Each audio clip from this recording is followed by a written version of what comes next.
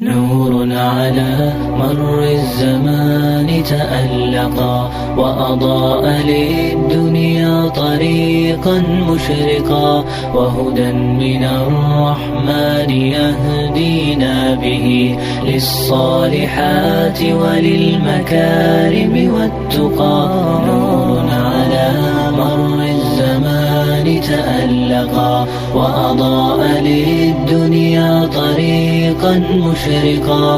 هذا كتاب الله أعذب منهل أنعم به من مورد لمن استقى. قد صانه رب العباد بحفظه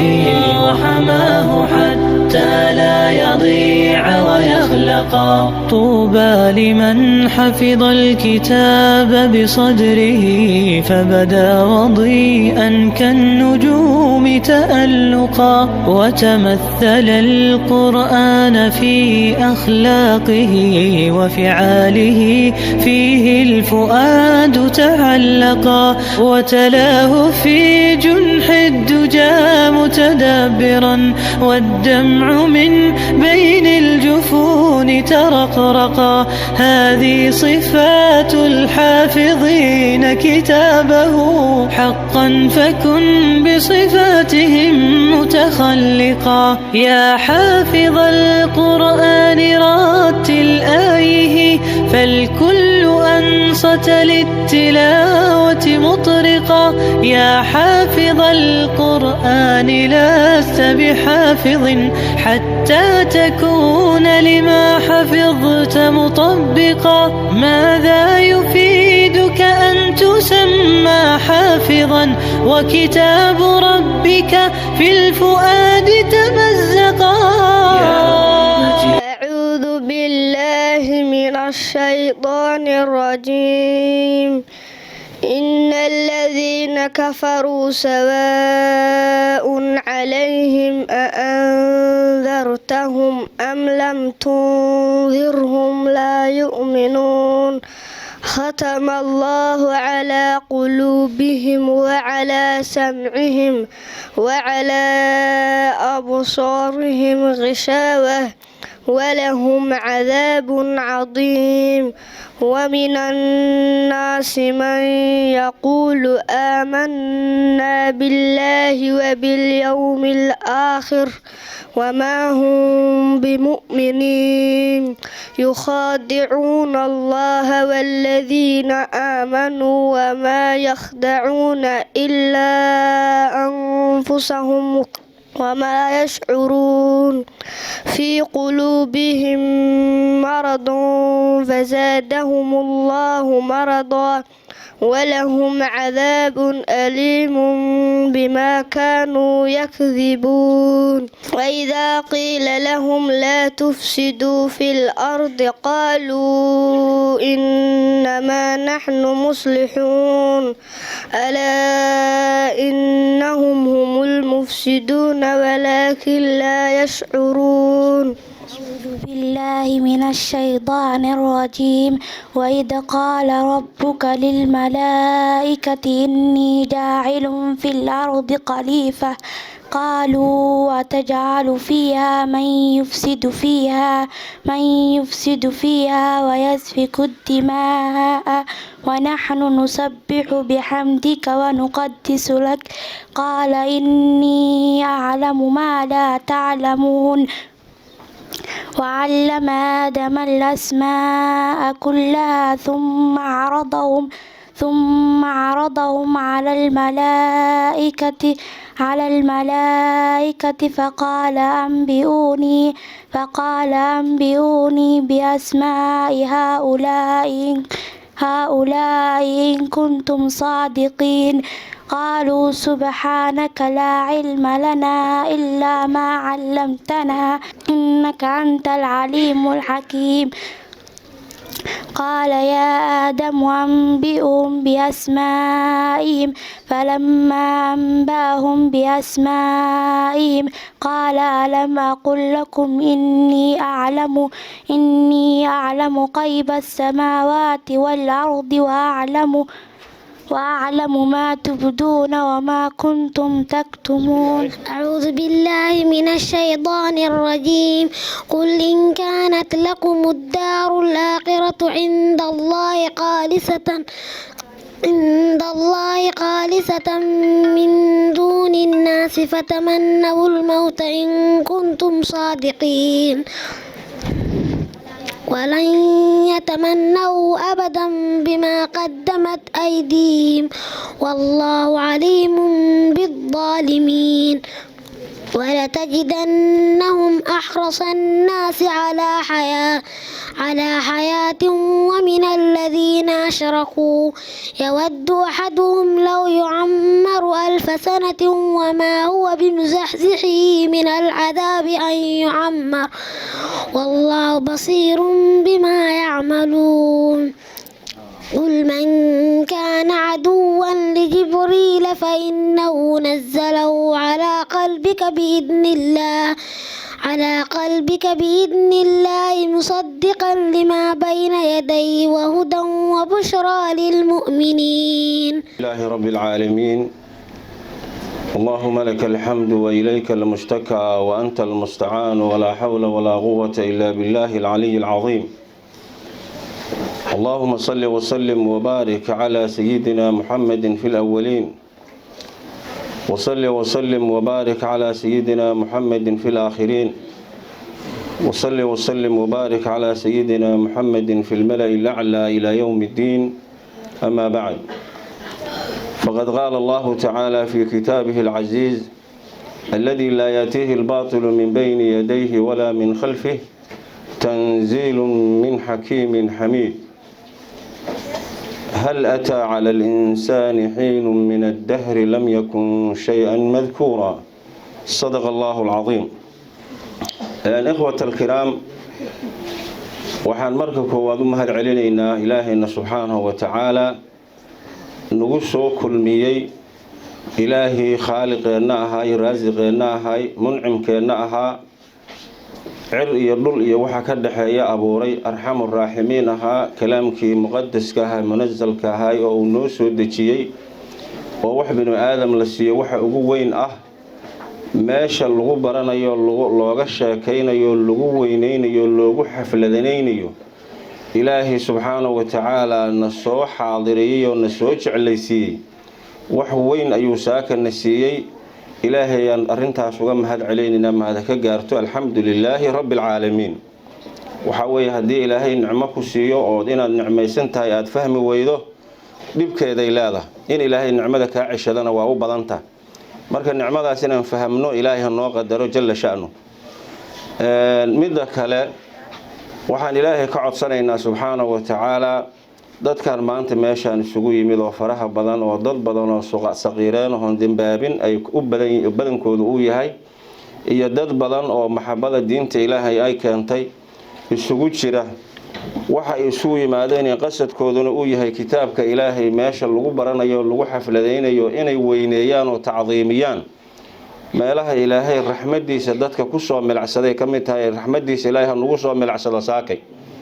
ilaahay subxaanahu wa tacaala kuwa u naxariistay oo dembigooda dhaafay ilaahay nagu daro jalla sha'nu. intaas haddaan ka gudbo, waxaan dareemaynaa in qorax la fadhiyo, xoogaa waqtigu iska ciriiri yahay, ma dheeraanayo insha allahu tacaala. waxaan rabaa dhowr nuqdo inaan soo gaagaabiyo, aan xoogaana tilmaamo haddii allah woodal ogolaado. marka koowaad, ikhwatal kiraam, zaman waxaan isaga jirnaa qafladu ay badan tahay. munaasabadii iyo muhiimadii qofka binu aadamka adoonka ilaahay ah, ilaahay u abuuray, xilli aad loo halmaansan yahay ayaa lagu jiraa. inaan marka isxasuusino oo aan istusaalayno inaanaan halmaamin waxa ilaahay noo abuuray waa wax aad iyo aad u muhiim ah. aayadda aan mawduuca aan ku furfuray, ilaahay subxaanahu wa tacaala wuxuu noo sheegay binu aadamka abuurkiisa, sida ilaahay uu abuuray iyo marxaladaha uu soo maray iyo waxa ka dambeeyo binu aadamka uu noqday, sida ilaahay uu ka rabay, sida binu aadamka uu noqday. waxyaaba ilaahay noo tilmaamay in lagu waana qaato uu ka rabo. إلهي وحوليه جل شأنه إنا خلقنا هل أتى على الإنسان حين من الدهر لم يكن شيئا مذكورا بن آدم كوحا صوم مري حلي أما الزمن وحلا شيئا وصنهين حلي نبي آدم عليه الصلاة والسلام ونوبض أها ونروح ذا الوقف في النين أو ماشي اسكي لي وحا معنا ما وصن لهين حلي قاصة صوم مري أديك نفهمت هذا حلي hooyada riximkeeda ilaahay uu kugu abuuray oo manida ahayd oo waxa weeyaan hadii manidu dharka kaaga daadato waad aragtay wax qurun la iska dhaqayo weeye xilli marka manidaas aad ahayd oo riximka hooyada aad ku jirtay oo wax qurun la iska dhaqayo aad ahayd ayaduna waxa weeyaan waa xilli ku soo maray waxaan macna lahayn aad ahayd halkaas ilaahay kugu soo barbaariyay subhanahu wa ta'ala mugdigaas cabsida maartay shidada badan meeshaas ciriiriga badan halkaas ilaahay kugu soo quudiyay kugu soo barbaariyay adigoon indhahaagu iyo adiga dhamaba xoog aan lahayn oo tabar aan lahayn oo macna aan lahayn hadana ilaahay banaan ku keenay waa ku soo barbaariyay qof weyn oo aqli leh oo xoog leh oo shaqaysanayo duurkaan marahayo xisaabtamaya oo labisanayo maartay xaragoonaya adoo ahaad isaragtay oo aqli leh waxba ka horeeyay ilaahay noo sheegay subhanahu wa ta'ala wax macna aad ku fadhinin ilaahay marka sida kuugu nicmeeyay oo sida ku maartay sameeyay maxaad la qaabishay oo maartay ii sheeg samaysay ilaahay wuxuu leeyahay subhanahu wa ta'ala waliba intaas kaliya abuuritaankaas aan abuurnay uga maanan harine inna khalaqna al-insana min nutfatin amshajin nabtalihi faj'alnahu samii'an basira qof aqli leh indhale dhagale samci leh basar leh wax fahmaya wax loo sheegi karo wax fahmi kara aan binu aadam ka dhignaa ilaahay leeyahay subhanahu wa ta'ala haddana waxa weeyaan wadadii khayrka ahayd iyo midii xumaad intaba waanu cadeyno waad aragteeno kitaabkaana ilaahay inta noo soo dejiyay iyo wuxuu ka soo buuxiyay waxaana waa xalaal waxaana waa waajib waxaana waa sunno khayraad kaleela samee waxaana waa xaraam waxaana waa waxun waxaana waa wax ibtilaysan dibaad ka mutaysanaysa cara Allah kuula dhacaysa muxuu ahaa naar baad ku galaysaa iskada ayaa ilaahay ka soo buuxiyay subhanahu wa ta'ala wadadii khayrka ilaahay waa cadeeyay wadadii shartahan ilaahay waa cadeeyay subhanahu wa ta'ala maxaana la ka rabaa markaas dadkii marka sidaas ilaahay uu maartiya abuuritaankooda sida u soo sameeyo nicmada u soo galay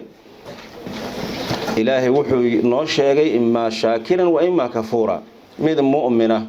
oo nicmadii ilaahay uu siiyay aqoonsaday iyo mid kaafira oo nicmadii ilaahay siiyay ku gaaloobay oo inkiray oo dafiray bay dadka u qaybsameen hadii marka qofku uu noqdo jizaar oo nicmadii ilaahay uu u galay uu dafiro waxa weeye wax xun buu la kulmaya adigoon meel kale ta aadin cunug yarood intaad soo koriday soo dhaqaalayday wax soo bartay meel fiican aad soo gaarsiisay heer uu inta shaqaysto oo asoo is anfaco aad soo gaarsiiday kuma garanay haduu maanta xoogsado ku yiraahdo maxaa ku qaban lahaa xageed joogi lahayd bal fiir sheekh wata karaam ilaah baan ku dhaarshay wixii maartay wax aan la koobi karin baa ku soo qabanaya oo maartay xumaanaysa waxa soo dhan wixii ka weyn wax ka weyn baa ilaahay noo galay subhanahu wa ta'ala hadii marka aan diinta ilaahay baran weyno oo ku amal fali weyno oo ilaahay ku caabudu weyno oo nicmadii uu nasiiyay oo abuuritaanka islaamnimada iimaanka caafimaadka arsaaqda waxaan uu tirada badan oo la soo koobi karin aan uga mahad celi weyno cuqubadeeda ilaada intaas inaan ku baraarugno oo ilaahay ka cabsano oo wixii ilaahay na faray fartoono wixii ilaahay naga haray aan ka harno qodobka koowaad intaas aan uga baxaya waa dardaarankaas qodobka labaad oo rabo inaan maaragtay soo gaabsho asagana ikhwatal kiraam waxa ku saabsan yahay xafladda muxuu ahaa maanta la isugu yimid xafladan wax badan aad aragteen quraanka fadligiisa oo leeyahay kaga sheekeeyo wax badan aad aragteen hadii alla ku roon yahay macaanida quraanku leeyahay laga sheekeeyo anigu dhinac kale aan rabaa maanta inaan ka soo galo hadii ilaahay wuxuu yahay cunugan aad dhashay oo hooyo waliba khusuusatan ay 9 bilood iyo siyaado ay caloosha ku siday dhowr sano ay saxarada iyo kaadida ka dhaqaysay aaba habeen kasta oo maaragtay u soo dheelmanayo asaaqad u soo raadinayo u soo dhibaatoonayay qasadka aad ka leedahay muxuu yahay qasadka aad ka leedahay waxa weeye inuu aakhirada adduunkana ku anfaco aakhiradaadana uu ku anfaco weeye adduunka soo kugu anfacaya marka tabar yaraydo asna uu tabaraysto inuu wax ku taro wax ku siiyo kuna xanlaaneeyo hadaad isxalaaneey weydo xagga aakhirana wuxuu wax ku taraya markii aad dhimato inuu kuu soo duceeyo sadaqaad kuu soo bixiyo maaragtay uu ilaahay kuu soo bariyo halkaas uu aakhirana wax kaaga taraya oo waxa weeye cunugaas inaad adduunkana ku nacfido aakhirana ku nacfido dhibkan waxaad u soo maraydaa waa intaas waalidow marka waxaan rabaa inaan is xasuusino cunugaani inuu adduunka wax ku taro aakhirana wax ku taro say suurtagal ku tahay waxay suurtagal ku tahay inuu diinta ilaahay barto cunug caamo ah aan diin aqoonin wuxuu isla hayaba asagiiba aan war iska haynin waxa weeye adduunkana wax kuma tarayo aakhirana wax kuma tarayo maxaa yeelay xaq aad leedahay ma yaqaanba waxaan maqlay nin sheekha oo culimadii hore waaweyneed ka mid ah yaa maalin waxa u yimid nin aabbaho wiilkiisii oo 20 jir ka dacwoonay ayaa u yimid markaasuu wuxuu yiri sheekhow wiilkan aan maanta dacwo ka ah anigu aan dhalay muxuu ka haleeyay wuxuu yiri ushaan uu shito ul dheer uu sidaa maartay xoolaha lagu ilaalisho ushaan uu sido wuxuu ila dhacay anoo aabihiis dacwan ka hoyir markaasuu wuxuu yiri sheekhu nin caaqilana waa nin caalimana waa ahaaye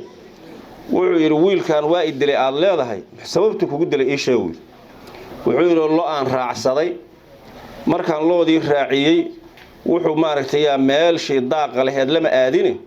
meel oo maartay daaq lahayn uu la aadayo oo abaar ah markaasaan inta ka daba tagay war meeshan looda maxaad u raacsay u la aaday maxaad meesha daaq leh u maartay u la aadi weys waa canaantay ushii intaan wuxuu yiri canaantii markaan sugahay bal waa yeelay warka sugahay ushiisu inta ila baxo isaar saaruun dibkaas uu geystay aabo sheekhow cunugi anuu aan dhalay wuxuu yiri marka waa fahmay marka su'aalan ku weydiiyaa haye waxaan rabaa wiilkan quraanka ma bartay ma yiri cilmiga ma bartay ma ana barin wuxuu yiri asagu ma khaldane adiga khaldan maxaa yeelay dibiga looda ku jira oo ku maleeyo saas oo ku garaaco dibiga looda ku jira oo ku maleeyo xaasababa hada wuxuu yiri xaq aad leedahay iyo xurmada aad leedahay diinka u sheegi lahay ma aada barin adaa ara ku dheeshiyo yiri hadaan marka cunuga xaqaaga uu san aqoonin xurmadaadii uu san aqoonin dibiga looda ku jira oo ku maleeyo waxba isma dhaantiin hadalkan uu adkaysa wasa ka garaaco marka adiga iska maartay kelimada noocaas oo kale ah Sheekh Umar ku hadlay waxa weeye nin saas oo kale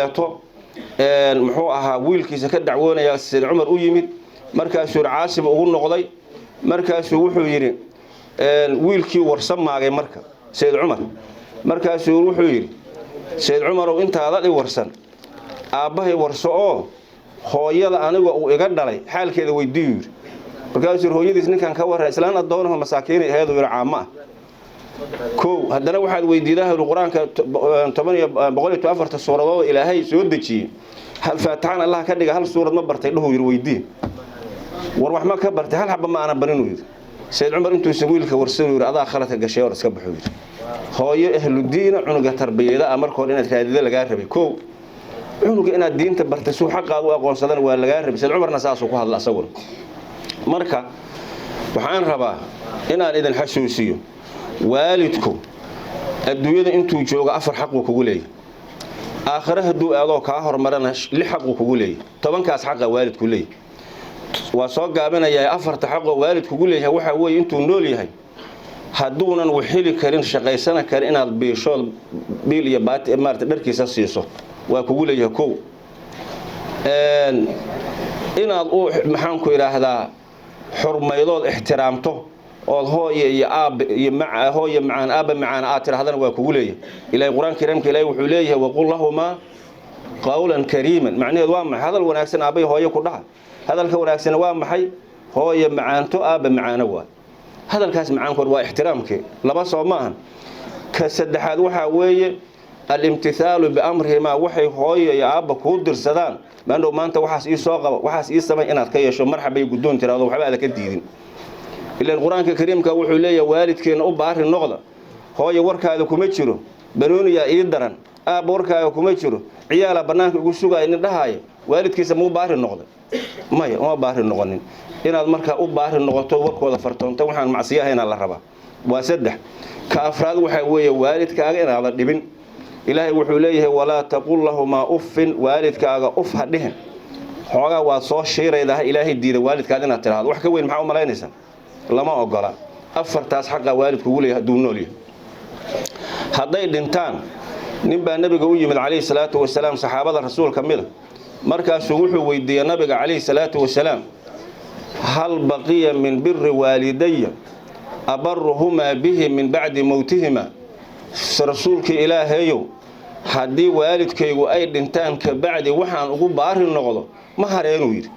oo hadday waalidku dhintaan ka bacdi wax baarinimo maygu leeyihiin mise waa kala tagnay hadda soo ma jiraan dad dhahaya waalidku hadduu dhinto shaqo iskuma lihideen faraha ka qaad maya saxaabi baa nabiga u yimid calayhi salaatu wasalaam markaasuu leeyahay hadday waalidkaygu dhintaan xaq maygu leeyihiin oo baarinimo ma baaqi tahay mise waa dhammaatay maya baarinimaa jirtu yiri nabigu calayhi salaatu wasalaam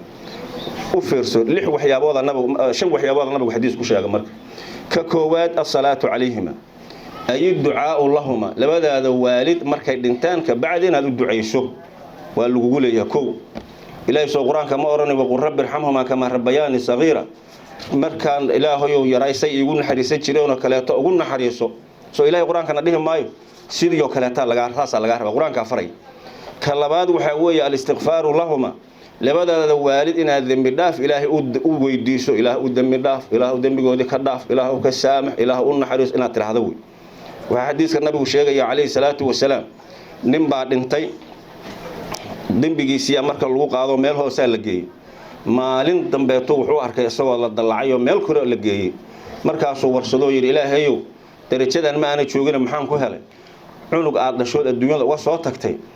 xalay istighfaar ilaahay ku weydiiyay dambi dhaaf markaas dambiga aad meesha kula xabisneed ilaahay ku dhaafo ducada wiilkaaga ilaahay ku aqbalay korkaas lagu dalacsiiyay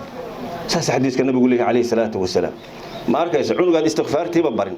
ducadiiba aad barin quraankii aad barin wuxuu ku soo duceeyaa ha dhibkiisa hal mar iga reeb uu leeyahay waalidkan dhibkiisa ilaa hal mar iga reeb nima waxa la yiri labadiisa waalid inta ku agduqoobeen oo wuxuu yiri suu u xambaarsanay muddo ku rafaadsanay oo maalinta nabigu u yimid calayhi salaatu wasalaam markaasuu ilaahay rasuulkiisiyo waalidkooda way soo xambaareen ana waa soo xambaaray waalidkooda xaarka iga dhaqi jiray ana waa ka soo dhaqay marka waalidkooda way soo qoodeen ana waa qoodiyay wuxuu yiri marka xaq ay igu lahaayeen ma iska oofiyay mise waxba la igu leeyahay yiri wali inta ila soo maray waa ka soo maray inta ugu duqoobeen ku soo rafaaday ileen markaasuu nabigu may calayhi salaatu wasalaam maxaa sababa rasuulka ilaahay intay soo marin la waa soo maray farqiga idin dhaxeeyo wuxuu yahay farqo wuxuu yiri waalidkaagu waa ku soo dhaqaaleeyeen waa ku soo xambaareen wax kasto khayr ay ku soo sameeyeen wahuma yuhibbani baqaa'ak ayakoo jecel inaad u sii noolaato oo u sii joogto ay wax allaale waxay ku tarayeen wa anta taf'alu ma taf'alu wa anta tuhibbu mawtahuma adigu laakiin markaad xambaarsaneed saxarada ka dhaqeeyay kaadida ka dhaqeeyay ilaa hal mar iga ofsaad leh faataxada marka xoogaa maartiya qofka uu xoogaa jiradiisu cuslaata xal yiraahdo ilaahu labada jid mid u fur ilaahu uga wadbay Soomaa laakiin hooyo ma dhahayd cunugeeda saas labada wada ilaahu mid u fur ma dhahay ilaahu ii caafi ilaahu hatta qof hadaa cunugan ilaahu waa ku dhibtootay ilaahu labada jid mid u fur haday qof dhahayd haday maqasho waa xanaaqa isla iga tag taas iga dhahay adigu laakiin saas aad leedahay ugu marka isku shaqo ma tihidin marka waalidkaaga inaad u dambi dhaaf dalabto waa qodobka labaad qodobka saddexaad oo waalidku markay dhintaan xaq ugu leeyahay waxa weeye wa infaadu ahdihima ay wasiyatihima haday wax dardaarana ka tagaan in dardaarankoodii fuliso waa qodobka afraad waxa weeye qaraabadoodii iyo asxaabtoodii ay iyagu xiriiri jireen oo haday meesha ka baxaan xiriirkii go'ayo inaad xiriirisaa laga raba wax badan oo war ay leedahay halkaas aan ku dhaafayna waa afar qodobka shanaad waxa weeye xadiis saxiixa ku soo arooray waalidku haday dhintaan inaad sadaqa u bixiso sadaqadu haba kala darajo weynaad koob shaaha anfacay xabad canjeelaha qof miskiin oo tuugsanaya asaaka ku soo hor istaagay oo tiraahdo koob shay xabad canjeela inta isku siido ilaahu waalidka ka thawaabi ayaa anfacay xadiis saxiixa weeye nibaa nabiga wuxuu u raacay qaswadii dawmatul jandal saxaabada kamid ah calayhi salaatu wasalaam markaasuu wuxuu yidhi intuu maqnaayo hooyadii dhimatay markuu soo noqdaa la yidhi hooyo waa dhimatay markaasuu wuxuu rasuulka ilaahay hooyada intaan maqnaayo jihaad kugula maqnaayo dhimatay mana aysan dardaarmin haddii aan wax u sadaqeeyo ma anfacaysaa buu yidhi markaasuu nabigu nacam xadiis saxiixa weeye maran male asagu nacam wax kastood u sadaqeedo waa anfacayaa buu yidhi nabigu calayhi salaatu wasalaam dad miskiinka koobka shaaha ahoo haddii alla kuu rayo xabadka canjeelada aad siido aad u hadiyeyso waa gaaraya wax waliba culaysoo badan baa ilaahay uga furanaya subxaanahu wa tacaala